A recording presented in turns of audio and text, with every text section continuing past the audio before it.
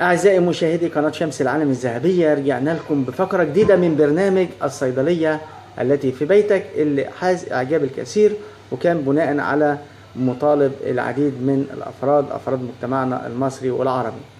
برنامج الصيدلية التي في بيتك في حلقته النهاردة بنتناول علاج السعال أو الكحة لدى الأطفال الرضع. البيبي اللي لسه مولود ما كملش شهر، شهرين، 15 يوم، 3 4 اشهر، 6 اشهر لحد سنتين، هو في حسبان الطفل الرضيع.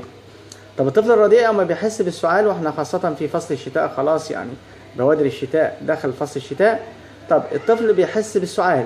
السعال مشكلة كبيرة يا جماعة، مش هو بيفقد الطفل إرهاقه فقط، السعال له تأثير سلبي على عضلة القلب. ناس كتيرة ما بتعتقدش ان هناك علاقة ما بين السعال والكحة الناشفة او كحة السعال وضعف عضلة القلب، بتأثر على عضلة القلب.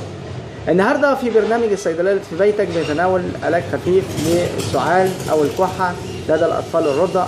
الام اللي استنظرت البيبي بتاعها يجي، وبعد ما جه وفرحانين، وفجأة حست ان صدر الطفل بيخرخش كده بالعربي، وفي كحة، في كتمة في نفسه، في كذا. طب انا الوقت مفيش طبيب، عقبال ما اروح اعمل ايه؟ اتصرف. انا عندي علاجات سريعه للكحه، انا عندي ممكن اديله الايفروبنت امن جدا وممتاز جدا. ده ممكن يتعاطى من سن 20 يوم لحد 70 سنه، امن للكحه وممتاز جدا، يعتبر اعشاب طبيعيه. وبنوه لابد من استشاره الطبيب والصيدلي برضه. لو مفيش استشاره مفيش مشكله، هي علاجات سريعه. عندي كمان السيليجون لبوس ممتاز جدا.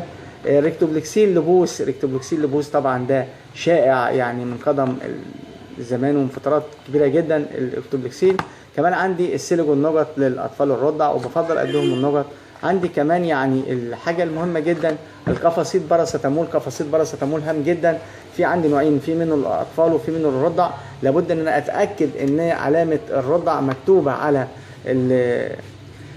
الباكت او العبوه، لان احيانا مشكلات ان عند طفل رضع وممكن ابعت اجيب اقول له قفاصيد، اللي ما اعرفش بديله قفاصيد اطفال ممكن يكون تجيل عليه.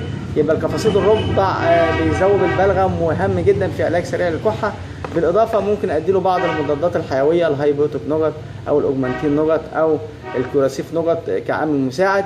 بس يهمني ان انا ما اسيبش الرضيع نفسه يكون بيخرخش، متضايق، عنده سعال شديد. السعال بيأثر على عضلة القلب.